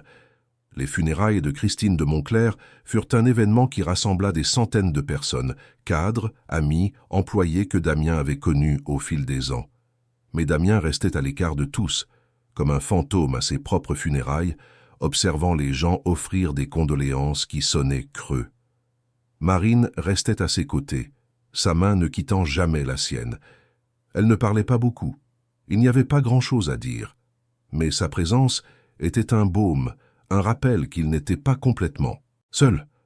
Après la fin des funérailles, quand tout le monde fut parti, Damien demanda à rester seul au cimetière. Marine respecta sa demande, mais resta à proximité, assise sur un banc de pierre, le regardant s'agenouiller devant la pierre tombale de sa mère. Il resta là pendant des heures, et quand il se releva enfin, il y avait quelque chose de différent sur son visage. Ce n'était pas la paix. Il était trop tôt pour la paix. Mais il y avait une sorte d'acceptation, une compréhension que la vie continuait même quand on ne le voulait pas. « Merci d'être là », dit-il à Marine quand il la rejoignit enfin. « Où d'autre serais-je » répondit Marine. Les jours suivants, Damien se plongea dans le travail. Ce n'était pas sain, Marine le voyait clairement, mais c'était sa façon de gérer la douleur. Il passait 16 heures par jour au bureau, reconstruisant la confiance des investisseurs, réparant les dégâts causés par l'accusation de fraude, développant l'entreprise dans de nouvelles directions. Marine le voyait se transformer à nouveau, pas en l'homme cruel qu'il avait été avant, il avait trop changé pour ça, mais en quelque chose de plus dangereux. Un homme qui avait appris que l'amour était une menace, que les gens que l'on aimait pouvaient vous être enlevés, que la seule chose sur laquelle on pouvait compter était son propre pouvoir. « Tu es en train de te perdre à nouveau », dit Marine un soir quand elle réussit enfin à le faire sortir du bureau. Ils étaient dans un restaurant italien, mais Damien touchait à peine à sa nourriture. « Non, ce n'est pas le cas », répondit Damien, mais sa voix était distante. « Si, c'est le cas », insista Marine. « Moki, reconstruis ces murs, tu te protèges. »« Parce que c'est la seule façon de ne pas être détruit », répondit Damien, ses yeux gris froids comme du plomb. « Ma mère s'est réveillée, et j'ai laissé l'espoir entrer dans mon cœur. Et puis elle est morte. Tu veux que je laisse ça se reproduire ?» Marine eut l'impression de recevoir un coup de poing dans l'estomac. « Tu parles de nous ?»« Je parle de la réalité, » répondit Damien. « Tu es jeune, tu as toute la vie devant toi. Tu ne devrais pas être enchaîné à un homme qui a déjà perdu tout ce qui comptait. »« Tu n'as pas tout perdu, » dit Marine, sa voix tremblante. « Tu t'as encore toi-même. Tu as encore la possibilité d'aimer. Tu as encore... »« Toi ?» l'interrompit Damien. « Je t'ai encore toi. Et c'est exactement pour ça que je dois te laisser partir. » Le silence qui suivit fut absolu. Marine eut l'impression que le monde avait cessé de tourner. « Non, » dit-elle finalement, « tu ne peux pas faire ça. Tu ne peux pas simplement décider que tu m'aimes et ensuite décider que tu ne peux pas être avec moi. »« Je peux, » répondit Damien, et il y avait de la douleur dans ses yeux, une douleur si profonde que Marine pouvait à peine la supporter. « Parce que c'est la bonne chose à faire, parce que tu mérites quelqu'un qui n'est pas brisé, quelqu'un qui ne porte pas tout ce bagage. Je ne veux pas de quelqu'un sans bagage, » dit Marine en se levant de table. « Je te veux toi, avec tout ton bagage, toute ta douleur, tout ce que tu es. »« Eh bien, tu ne peux pas l'avoir, » répondit Damien en se détournant d'elle. Marine quitta le restaurant seule, les mains tremblantes, le cœur battant. Elle l'avait vu venir, elle avait vu Damien se reconstruire. Mais elle avait espéré que ce serait différent cette fois. Elle avait espéré qu'il aurait appris. Les jours suivants, Damien l'évita. Il ne répondait pas à ses messages. Il ne répondait pas à ses appels. Quand Marine se rendit à son bureau, Raphaël l'informa que Damien avait donné l'ordre de ne pas la laisser entrer. Marine avait l'impression de vivre un cauchemar qu'elle avait déjà vécu. Mais cette fois, c'était pire, parce qu'elle savait exactement à quel point Damien l'aimait. Elle l'avait vu dans ses yeux. Et il choisissait de la laisser partir, croyant que c'était la bonne chose à faire. Elle aurait pu abandonner. Elle aurait pu accepter qu'il avait fait son choix et passer à autre chose. Mais Marine avait appris quelque chose d'important sur elle-même pendant tout ce temps. Elle était plus forte qu'elle ne le pensait. Et elle aimait Damien assez pour se battre pour lui, même s'il ne se battait pas pour lui-même. Alors elle fit quelque chose qu'elle n'avait jamais fait auparavant. Elle se rendit à la tour Montclair un vendredi soir, sachant que Damien serait dans son bureau, travaillant seule comme il l'avait fait tous les soirs depuis la mort de sa mère. Elle monta dans l'ascenseur jusqu'au 30e étage, le cœur battant, les mains tremblantes. Quand les portes s'ouvrirent, elle se dirigea directement vers le bureau de Damien, passant devant la réception vide. Il était assis à sa chaise, entouré de documents, quand elle entra. En la voyant, son visage se durcit. « Tu ne devrais pas être ici, » dit-il. « Je sais, » répondit Marine, « mais j'y suis et tu vas m'écouter. »« Non, » répondit Damien en se tournant vers son ordinateur. « Si, » dit Marine en s'approchant de son bureau et en éteignant l'ordinateur. « Parce que tu me le dois. Tu me dois la chance de dire ce que j'ai à dire. » Damien la regarda et il y avait du feu dans ses yeux. « Tu veux savoir pourquoi je fais ça? Tu veux savoir pourquoi je te laisse partir? »« Oui, » répondit Marine, le menton tremblant. « Parce que je suis un homme qui détruit les choses qu'il aime, » dit Damien en se levant de sa chaise. « Tu l'as vu avec moi. Tu as vu comment j'ai essayé de te détruire quand tu es arrivé ici. Tu as vu comment je t'ai humilié, comment j'ai essayé de te briser. Et maintenant, alors que tu es enfin heureuse, que tu es enfin reconstruite, tu veux que je reste, tu veux que je te détruise à nouveau. »« Non, » répondit Marine, « parce que tu ne le feras pas. Tu as changé. »« Je n'ai pas changé, » dit Damien, sa voix s'élevant. « Je fais juste semblant. Je fais semblant d'être quelqu'un qui te mérite. Mais la vérité, c'est que je suis le même homme qui a essayé de te briser. Et quand la douleur reviendra, et elle reviendra, je le referai. » Marine s'approcha de lui et le regarda droit dans les yeux. « Tu veux savoir ce que je vois quand je te regarde ?» demanda-t-elle. « Je vois un homme qui a été élevé pour être fort, qui a appris que l'amour était une faiblesse. Je vois un homme qui a perdu son père jeune, qui a perdu sa mère dans un coma, qu'il a enfin retrouvé pour la perdre à nouveau. Je vois un homme qui a peur, peur d'aimer, peur d'être aimé, peur que tout ce qu'il construit lui soit enlevé. »« Alors tu comprends, » dit Damien, « tu comprends pourquoi je ne peux pas faire ça. »« Non, » répondit Marine, « parce que tu as raison sur une chose. Tu me feras encore du mal, tu auras de mauvais jours, tu auras des moments où cet homme cruel refera surface. Mais tu sais quoi? J'aurai aussi de mauvais jours. Je te ferai du mal, parce que c'est ce que font les gens quand ils aiment. Ils se blessent mutuellement, mais ils se guérissent aussi. Et ils apprennent, et ils grandissent. » Damien la regarda longuement, et Marine vit la bataille qui se déroulait sur son visage, entre le désir de la croire et le besoin de se protéger. « Tu ne devrais pas être ici, » dit-il finalement, mais sa voix avait perdu de sa force. « Je sais, » répondit Marine, « mais j'y suis, et je vais rester. Pas parce que tu me l'as demandé, pas parce que tu le veux, mais parce que j'ai décidé, parce que je t'aime, et parce que tu mérites d'être aimé par quelqu'un qui n'abandonnera pas quand les choses deviendront difficiles. » Damien la prit alors dans ses bras, et Marine sentit tout le poids de la douleur, de la culpabilité, de la peur qu'il avait portée, et elle le serra en retour, offrant la seule chose qu'elle pouvait, la promesse qu'elle ne partirait pas. « J'ai peur, » murmura Damien dans ses cheveux. « Je sais, » répondit Marine, « mais tu n'es pas seul, plus maintenant. » Ils restèrent là, enlacés dans le bureau vide, tandis que la ville pulsait de vie en dessous d'eux.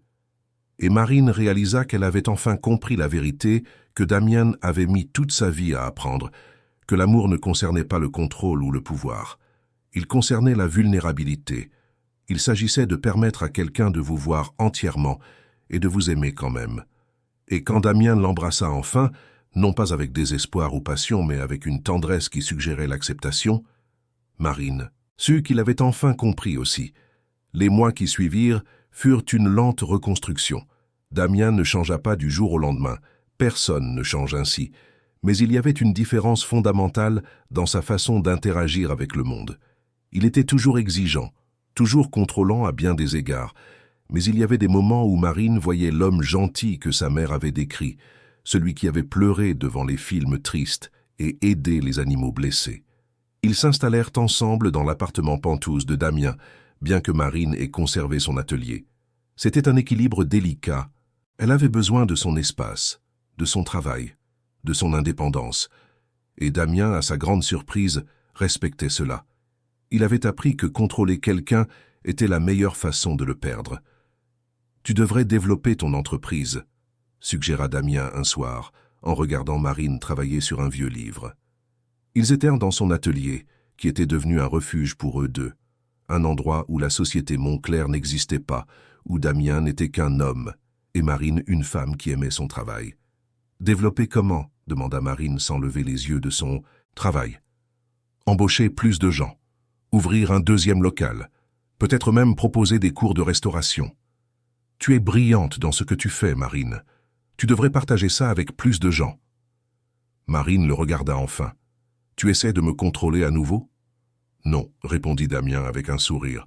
J'essaie de te soutenir. Il y a une différence. » Et il y en avait une, en effet. Damien avait appris la différence entre le contrôle et le soutien, entre la domination et le partenariat. Ce n'était pas parfait. Il y avait des moments où il essayait encore de résoudre les problèmes à sa place, au lieu de la laisser faire. Mais il essayait. Marine réfléchit à sa suggestion. L'idée de développer son entreprise l'effrayait, mais l'attirait aussi. Elle pourrait former d'autres restauratrices. Elle pourrait créer un standard d'excellence. Elle pourrait laisser un héritage au-delà de ses propres travaux. « Peut-être, dit-elle, mais pas avec ton argent. Si je le fais, ce sera avec mon propre argent, avec mon propre travail. » Bien sûr, acquiesça Damien, et Marine vit le soulagement sur son visage. Soulagement. Qu'elle n'ait pas rejeté l'idée. Soulagement qu'elle pense à la croissance. Mais il y avait quelque chose que Marine avait remarqué ces derniers mois. Damien changeait aussi d'autres manières. Il s'éloignait de certaines de ses pratiques commerciales les plus agressives. Il avait commencé à offrir de meilleurs avantages à ses employés. Il avait créé un programme de mentorat pour les jeunes professionnels. Et il avait fait un don important à une association caritative qui soutenait les personnes dans le coma et leurs familles. « Pourquoi fais-tu tout ça ?» demanda Marine un soir. « Parce que ma mère s'est réveillée, répondit Damien. Et parce que tu m'as montré qu'il y avait plus dans la vie que de simplement gagner. Il y avait des gens. Il y avait des liens. Il y avait du sens. » Marine l'embrassa alors, et Damien la prit dans ses bras, la serrant comme si elle était la chose la plus précieuse au monde. Et elle l'était. Pour lui, elle était tout. Mais la vie avait d'autres leçons à enseigner. 3 mois plus tard, Raphaël se présenta à l'appartement de Damien avec un air grave. Il avait découvert quelque chose qui était resté caché pendant des années. L'un des fondateurs de la société Montclair, un homme nommé Victor Allard, avait été impliqué dans des activités illégales. Pas seulement de la fraude, mais de la corruption, des pots de vin et même des liens avec des organisations criminelles. « Comment est-ce possible ?» demanda Damien, le visage blême. « J'ai connu Victor pendant des années. Il était comme un second père pour moi. » « Il l'a bien caché, » répondit Raphaël, « mais maintenant que nous enquêtons plus en profondeur, tout remonte à la surface, et il y a un problème. Ton nom est sur certains de ces documents. Pas de manière incriminante, mais assez proche pour que les autorités posent des questions. » Marine vit Damien se désintégrer à nouveau. Pas publiquement. Il était trop contrôlé pour ça. Mais en privé, il se demandait s'il était maudit, si tout ce qu'il touchait devenait toxique. « Ce n'est pas ta faute, » tentait de lui rappeler Marine. « Tu ne savais pas. »« Mais j'aurais dû savoir, » répondit Damien. « Je suis le PDG. J'aurais dû le voir, j'aurais dû enquêter plus profondément. » Marine réalisa que Damien retombait dans un schéma familier, se blâmer, se croire responsable de tout ce qui avait mal tourné. Et elle réalisa aussi qu'il y avait une différence entre soutenir quelqu'un et lui permettre de se détruire par la culpabilité. « Tu vas arrêter ça tout de suite, » dit-elle, la voix ferme. « Tu vas arrêter de te blâmer pour des choses qui sont hors de ton contrôle. Victor Allard a fait ses propres choix. Tu n'es pas responsable d'eux. » « Mais... »« Il n'y a pas de mais, » l'interrompit Marine. « Tu as déjà traversé ça. Tu as déjà été accusé à tort. Tu sais ce que c'est. Et tu sais que ce n'est pas ta faute. Alors tu vas arrêter de te punir pour ça. » Damien la regarda, et quelque chose sur son visage s'adoucit. « Quand es-tu devenue si forte ?» demanda-t-il.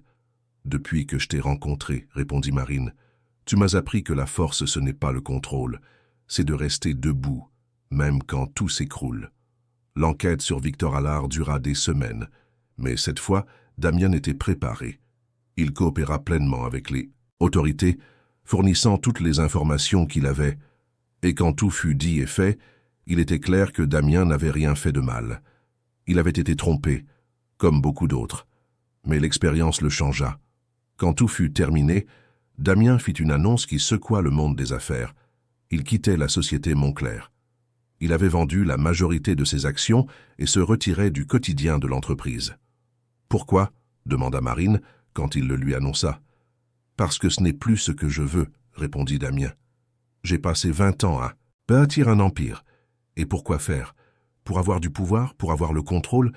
Ma mère est sortie du coma et est morte en quelques mois, et j'ai réalisé que mon argent ou mon pouvoir ne pouvaient rien y faire.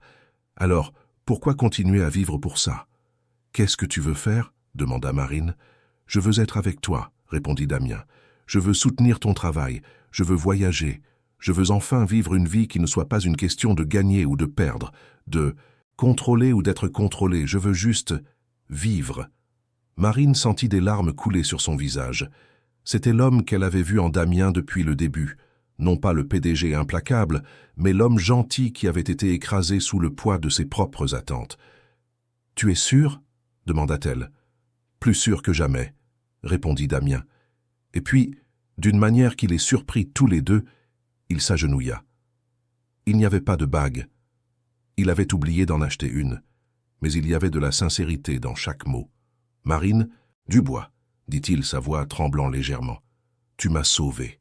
Tu as vu qui j'étais sous toute cette arrogance et cette cruauté, et tu n'as pas abandonné. Tu m'as appris qu'il était possible d'aimer et d'être aimé. Veux-tu passer le reste de ta vie avec moi? Non pas parce que je suis puissant ou riche, mais parce que tu veux être avec moi. » Marine le releva et l'embrassa, ses larmes se mêlant aux siennes. « Oui, » murmura-t-elle contre ses lèvres. « Oui, je le veux. » Ce soir-là, ils célébrèrent seuls dans l'appartement Pentouse, entourés par les lumières de la ville. Et Marine réalisa qu'elle était arrivée au bout d'un voyage qui avait commencé par l'humiliation et le désespoir. Mais ce n'était pas une fin, c'était un début. Le début d'une vie qu'elle n'aurait jamais imaginé pouvoir avoir. Les mois suivants, Damien et Marine planifièrent un mariage simple. Rien de grandiose, rien qui n'attire l'attention.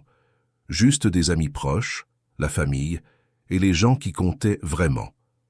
Raphaël serait le témoin. Une des amies de Marine serait la demoiselle d'honneur. Et quand le jour arriva enfin, Marine remonta l'allée d'un petit jardin, portant une simple robe blanche que sa mère avait aidé à choisir. Et quand ses yeux croisèrent ceux de Damien, elle vit tout ce qu'il était devenu. Non pas un PDG implacable, mais un homme qui avait appris à aimer, qui avait appris à être vulnérable, qui avait appris que la vraie force résidait dans le fait de permettre à quelqu'un de vous voir entièrement. « Tu es magnifique », murmura Damien quand elle arriva à l'hôtel. « Tu es magnifique aussi », répondit Marine. Et quand ils échangèrent leurs vœux, des vœux qui ne parlaient pas de contrôle ou de possession mais de partenariat et d'acceptation, Marine sut qu'elle avait enfin trouvé ce qu'elle cherchait depuis le début. Pas un homme parfait, mais un homme qui était prêt à grandir, à changer, à aimer avec toute la profondeur de son être. Quand le maire les déclara mari et femme, Damien l'embrassa, non pas avec désespoir ou passion, mais avec une tendresse qui suggérait qu'il avait enfin compris la vraie signification de l'amour. Et Marine, entourée des gens qu'elle aimait, sut qu'elle était enfin rentrée à la maison. 1 an après le mariage, Marine et Damien étaient dans un petit atelier d'un quartier historique de Paris. Ce n'était pas le luxueux Pentouse. Celui-là avait été vendu. C'était un espace plus petit, mais plein de lumière naturelle, avec des murs en briques apparentes et des fenêtres donnant sur une rue arborée. C'était parfait. Marine avait développé son entreprise de restauration. Elle avait maintenant 3 employés travaillant avec elle, toutes formées à ces techniques rigoureuses, toutes partageant sa passion pour la préservation des histoires à travers les livres anciens. Damien était devenu son assistant administratif, un travail qui le faisait rire, considérant qu'il avait été PDG d'une société milliardaire. Mais il le faisait avec dévouement, gérant les plannings, les budgets, la correspondance. « Tu as un nouveau client », dit Damien un matin, en tendant un formulaire de contact à Marine. « Un homme nommé Victor Allard. Il veut que tu restaures une collection de livres ayant appartenu à sa grand-mère. » Marine se figea. « Victor Allard? Le même Victor Allard qui… » « Oui, » confirma Damien. Et il y avait quelque chose sur son visage qu'elle ne parvenait pas à décoder. Il est sorti de prison il y a 2 mois. Apparemment, il essaie de reconstruire sa vie. Il a commencé à faire du bénévolat, à aider les sans-abri. Il veut aussi commencer à restaurer ses relations. « Tu veux que je travaille avec lui ?» demanda Marine incrédule. « Non, » répondit Damien. « Mais je pense que tu devrais y réfléchir, parce qu'il a spécifiquement demandé à te voir, et parce qu'il a dit qu'il était désolé pour ce qu'il avait fait. » Marine étudia le visage de Damien. Il y avait du pardon là, un pardon qu'elle ne se serait pas attendue à ce qu'il offre si facilement. « Tu lui as pardonné ?» demanda-t-elle. « J'essaie, » répondit Damien, « parce que j'ai réalisé que garder de la rancune, c'est comme boire du poison en espérant que l'autre personne meure.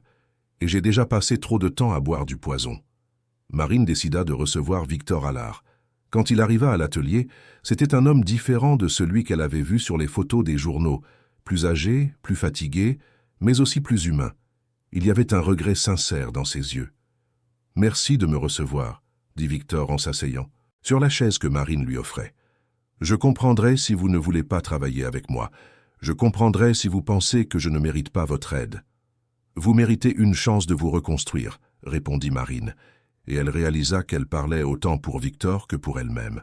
« Comme nous le méritons tous. » Elle accepta le projet, et en travaillant à la restauration des livres de Victor, elle entendit des histoires sur sa vie, comment il avait grandi dans la pauvreté, comment il avait appris à gagner de l'argent par tous les moyens, comment il était devenu si obsédé par le pouvoir qu'il en avait perdu son humanité. « Votre mari m'a pardonné, » dit Victor un après-midi, pendant que Marine travaillait sur un livre particulièrement endommagé. « Je ne m'y attendais pas. Après tout ce que j'ai fait, après l'avoir mis dans une position si difficile, je ne m'attendais pas à ce qu'il puisse me regarder sans haine. »« Damien a appris que la haine ne le protège pas, » répondit Marine. « Il a appris qu'elle ne fait que le consumer. C'est un homme meilleur que je. »« Ah, ne le serait jamais, » dit Victor avec une tristesse sincère dans la voix. « Peut-être, » répondit Marine. « Mais vous avez encore le temps de changer. Vous avez encore le temps de devenir meilleur. » Quand le projet fut terminé, Victor pleura en voyant ses livres restaurés. Il y avait des lettres de sa grand-mère entre les pages, des lettres dont il avait oublié l'existence, des lettres qui parlaient de son amour pour lui, de ses espoirs pour son avenir. « Merci, » dit Victor, en tenant les livres comme s'ils étaient en or. « Merci de m'avoir rendu ça. » Après le départ de Victor, Marine retrouva Damien dans le petit bureau qu'il s'était aménagé. Il regardait par la fenêtre, observant la rue en contrebas. « Tu as fait ce qu'il fallait, » dit Marine en l'enlaçant par derrière.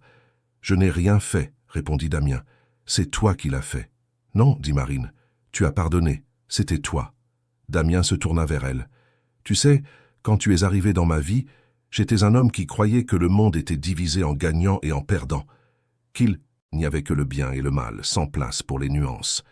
Mais tu m'as appris qu'il y avait plus que ça. Tu m'as appris que les gens sont compliqués, que le regret est réel, que la rédemption est possible. »« Tu m'as appris des choses aussi, » répondit Marine. « Tu m'as appris que la force, ce n'est pas d'être seul, c'est de permettre à quelqu'un de te retenir quand tu tombes. » Ce soir-là, alors qu'ils dînaient dans un petit restaurant près de leur atelier, Marine reçut un appel. C'était une galerie d'art à Paris, lui, demandant si elle serait intéressée par une exposition permanente de ses travaux. Il voulait créer une section dédiée à la restauration de livres anciens, montrant le processus, exposant les résultats finaux. « Oui, » répondit Marine sans hésiter. « Oui, je serais très intéressée. » Quand elle raccrocha, Damien la regarda avec un sourire.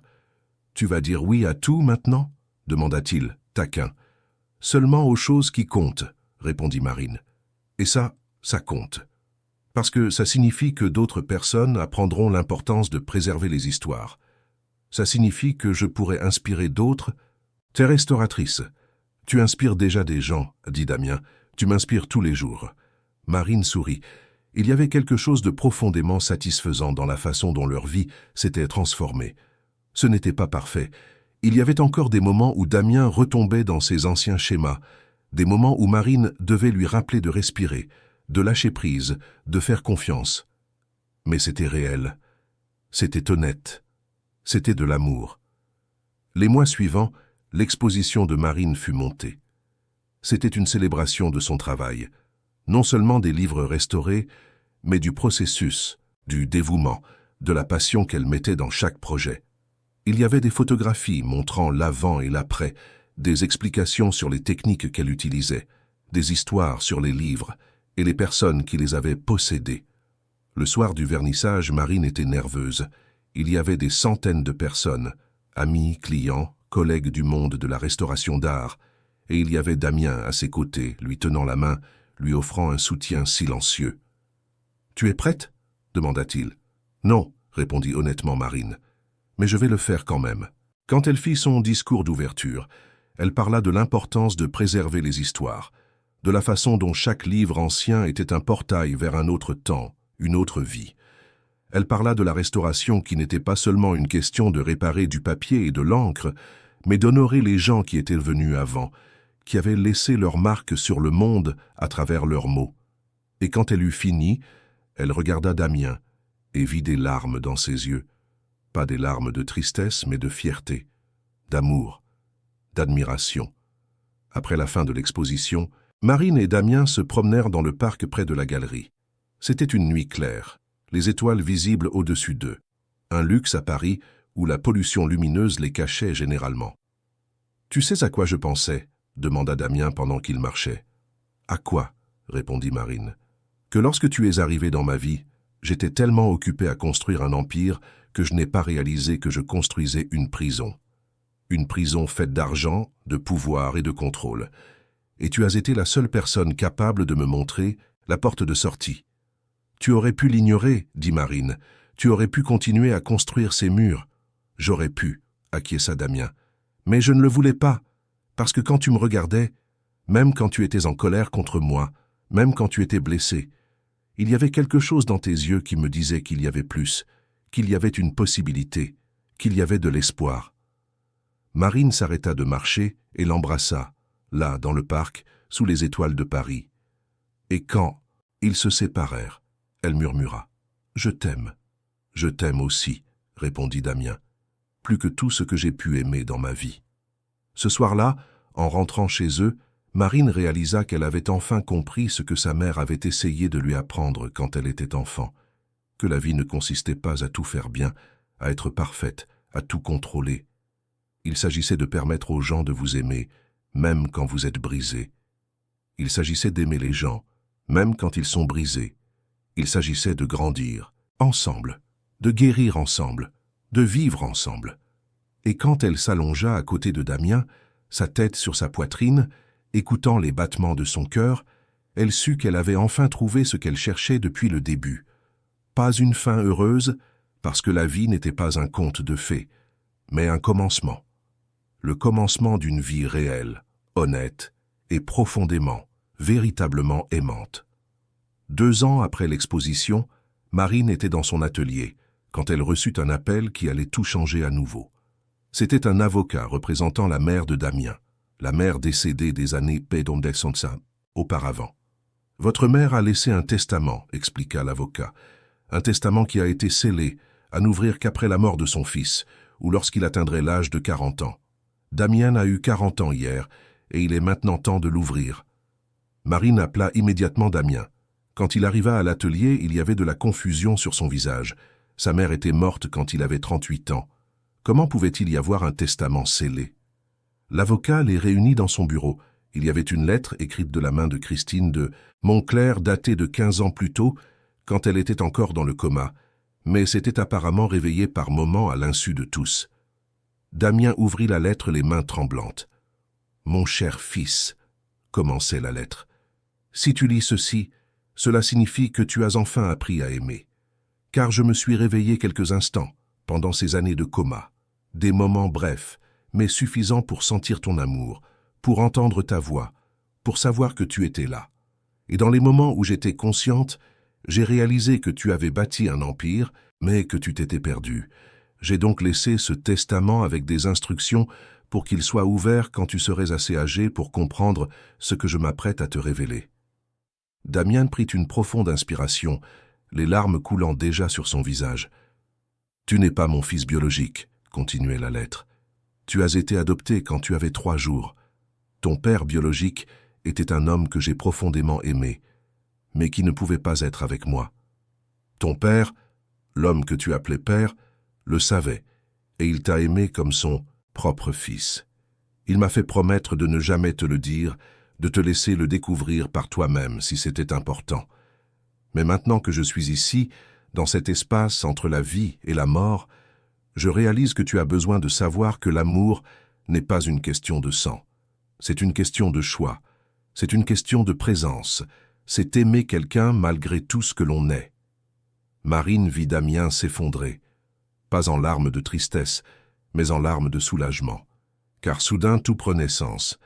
Toute cette pression qu'il avait ressentie pour être parfait, pour être digne, pour être le fils que son père avait choisi, tout cela n'avait été qu'une illusion. Il avait été choisi depuis le début. « Il y a plus », dit l'avocat, en tendant une seconde enveloppe. À l'intérieur se trouvait un nom, une adresse, et une lettre de son père biologique, un homme décédé 5 ans plus tôt, mais qui avait laissé des instructions pour que cette lettre soit remise à Damien à ses 40 ans. « Mon fils », commençait la lettre, « je n'ai jamais pu être dans ta vie, mais je t'ai toujours observé de loin.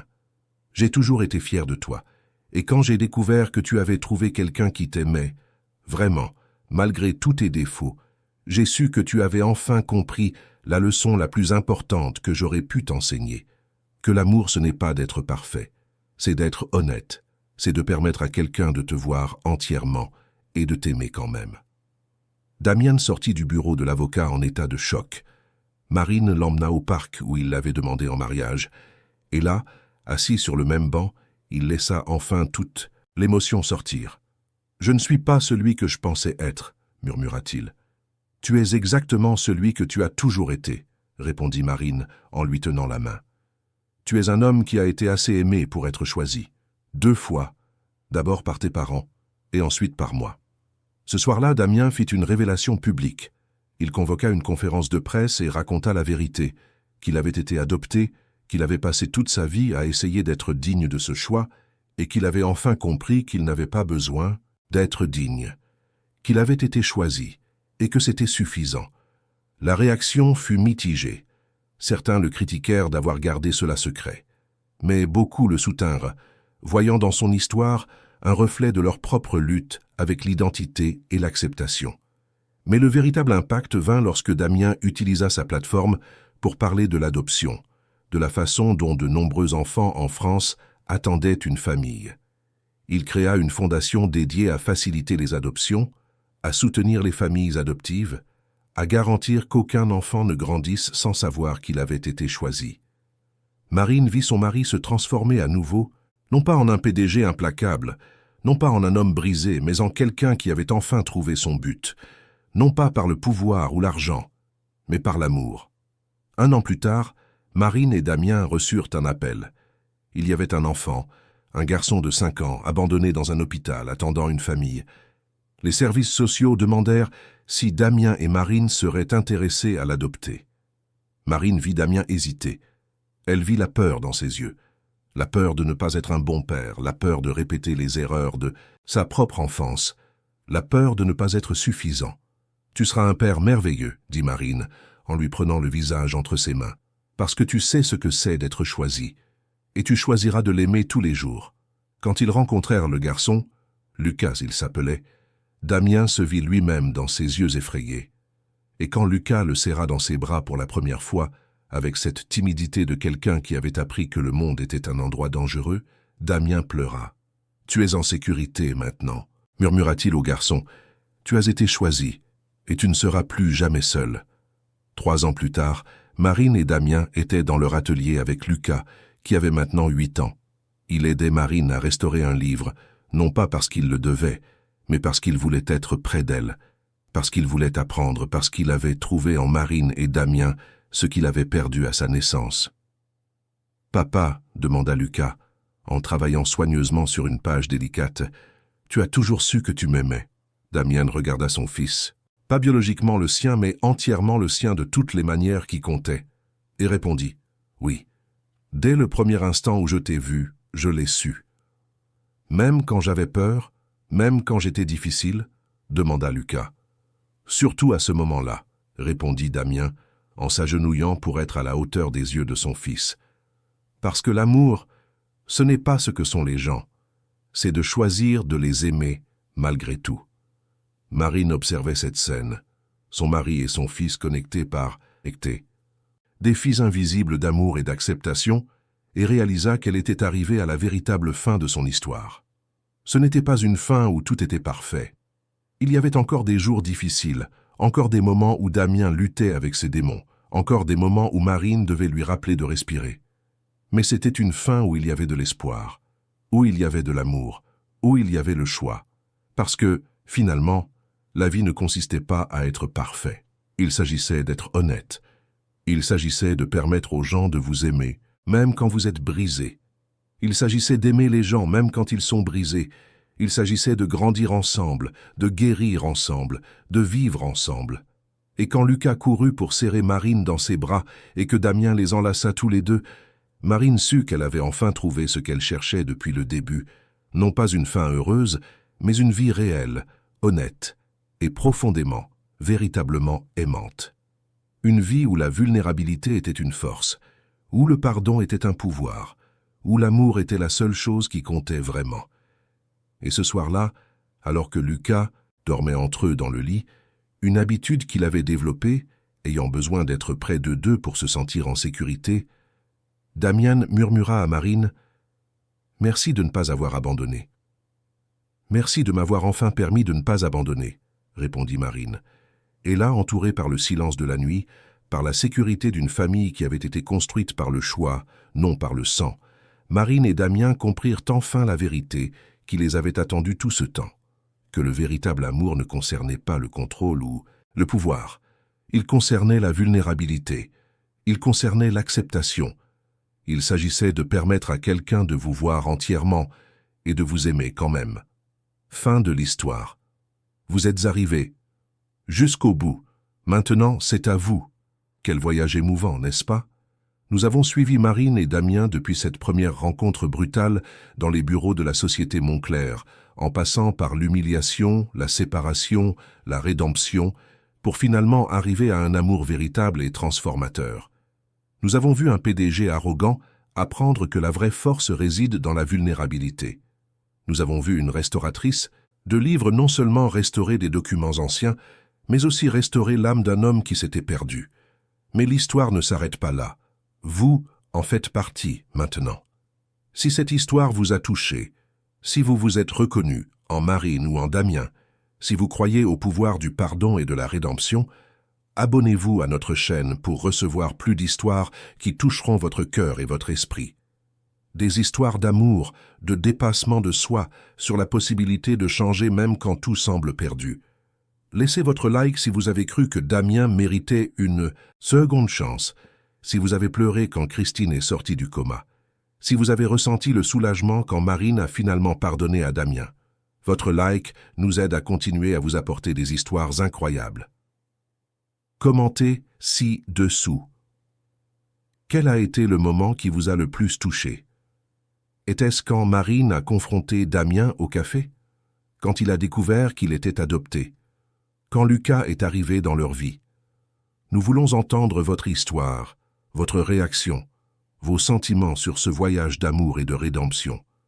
Partagez cette histoire avec quelqu'un que vous aimez, avec quelqu'un qui a besoin de croire que le changement est possible, avec quelqu'un qui a besoin de savoir que l'amour peut transformer même le cœur le plus endurci, parce que des histoires comme celle-ci ont le pouvoir d'inspirer, de guérir, de changer des vies.